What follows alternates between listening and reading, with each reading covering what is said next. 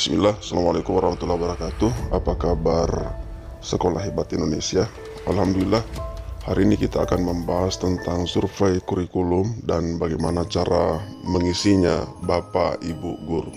Keluar surat menteri melalui Prof. Nunu Suryani MPD, dan ini linknya Bapak Ibu bisa ada dipilih, tapi kami sarankan link yang kedua.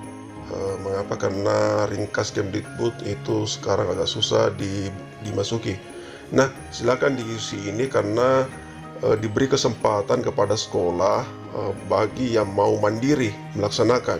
Jadi sekarang kan ada 3, ada SMKPK, kemudian ada sekolah penggerak, dan sekarang jalur mandiri. Tentu saja ketika ingin diikuti ini, sekolah itu sudah mengatakan siap bahwa dan kita akan buka linknya masing-masing Bapak Ibu Guru ya. Nah, ini linknya yang kami sarankan, dan link yang ringkas itu kayaknya kurang bisa terbuka. Mari kita lihat.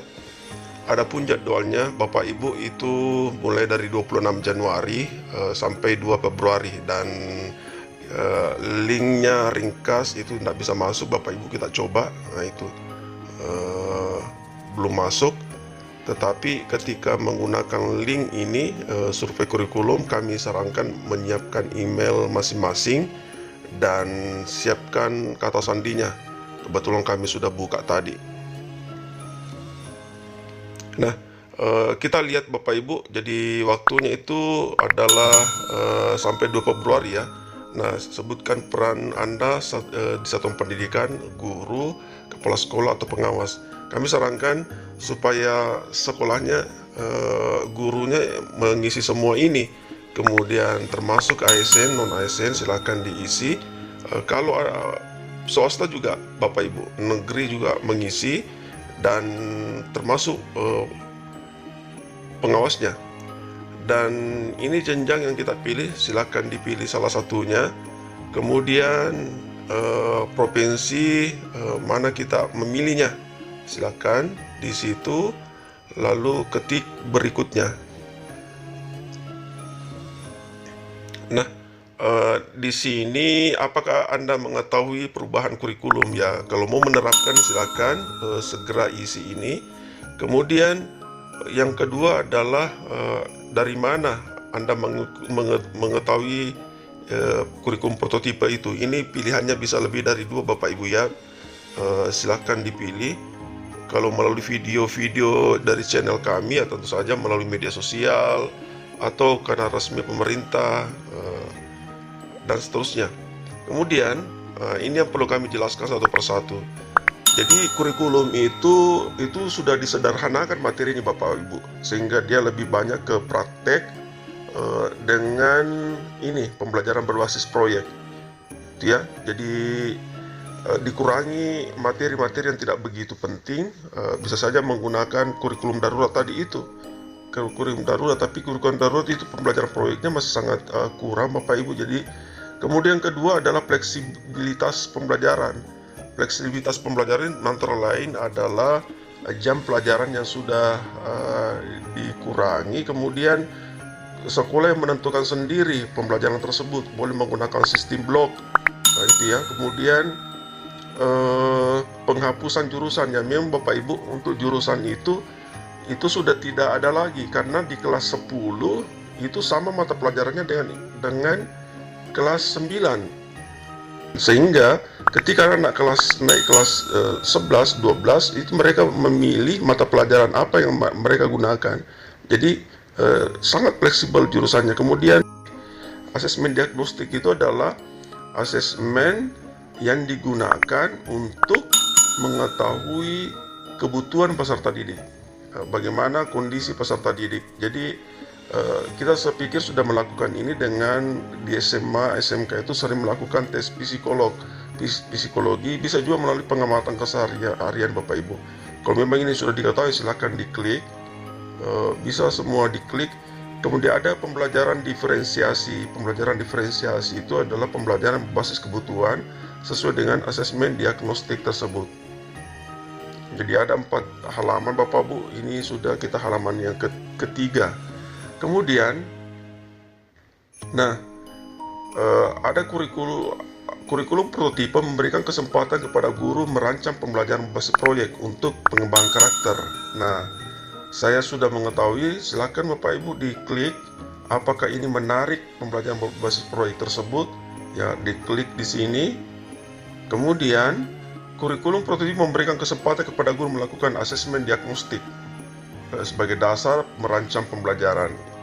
Kalau tadi di bagian sebelumnya mengatakan sudah tahu, ya makanya kita klik di sini.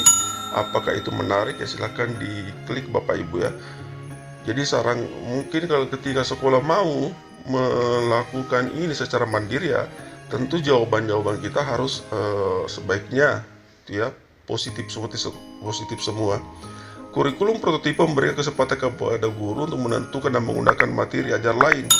Ya tentu saja memang seperti keadaannya, karena pemerintah menyiapkan buku elektronik dan itu hanya sebagai sumber inspirasi dan sangat diberikan keleluasan kepada guru untuk menyusun sendiri materi ajarnya. Kemudian kurikulum memberikan kesempatan kepada guru untuk melaksanakan pembelajaran diferensiasi sesuai keinginan kebutuhan guru. Ya memang kalau sudah dipahami silakan diklik. Lalu kurikulum prototipe memberi kesempatan kepada guru melakukan asesmen sumatif menggunakan asesmen otentik. Ya. Lalu kurikulum prototipe memberi kesempatan kepada guru merancang pembelajaran sesuai dengan kebutuhan murid dalam konteks lingkungan sekitar. Ya memang seperti demikian, karena pembelajaran itu sudah berbasis proyek dan sesuai dengan kondisi masing-masing yang ada di sekitarnya.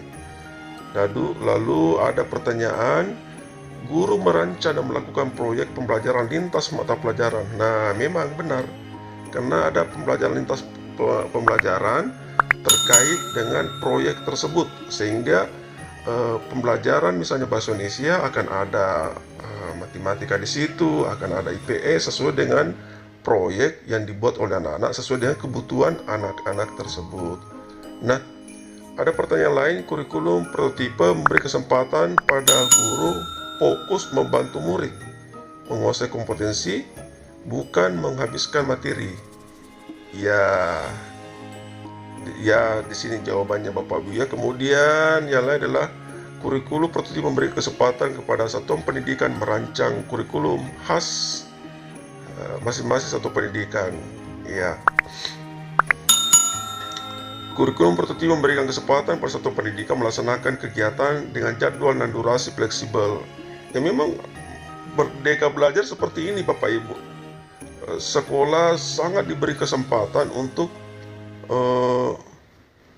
membuat kurikulumnya, dan filosofi Merdeka Belajar sekolah merdeka itu bisa dilakukan.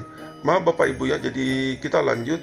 Ini tidak akan bisa klik berikutnya ketika pertanyaan tersebut di atas tidak diisi.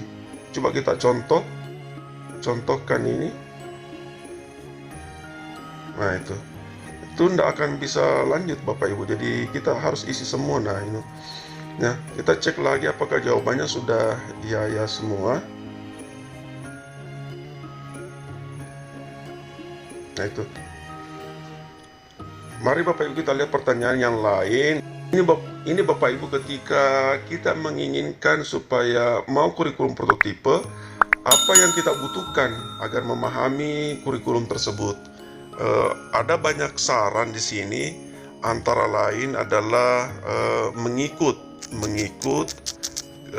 kepada sekolah penggerak. Nah, jadi sekolah-sekolah penggerak yang sudah ada tersebut mengimbaskannya, gitu ya. Tuh, apakah Anda memiliki komentar atau masukan terkait kurikulum prototipe? Silakan Bapak Ibu isi apa kira-kira komentarnya terkait kurikulum tersebut. Misalnya masukan-masukan dari Bapak Ibu. Setelah itu kita isi, ya kita kirim Bapak Ibu, dan itu bisa diisi bisa tidak diisi Bapak Ibu, karena kami kosongkan tadi ternyata bisa diisi. Demikian pertemuan kita kali ini. Terima kasih. Assalamualaikum warahmatullahi wabarakatuh.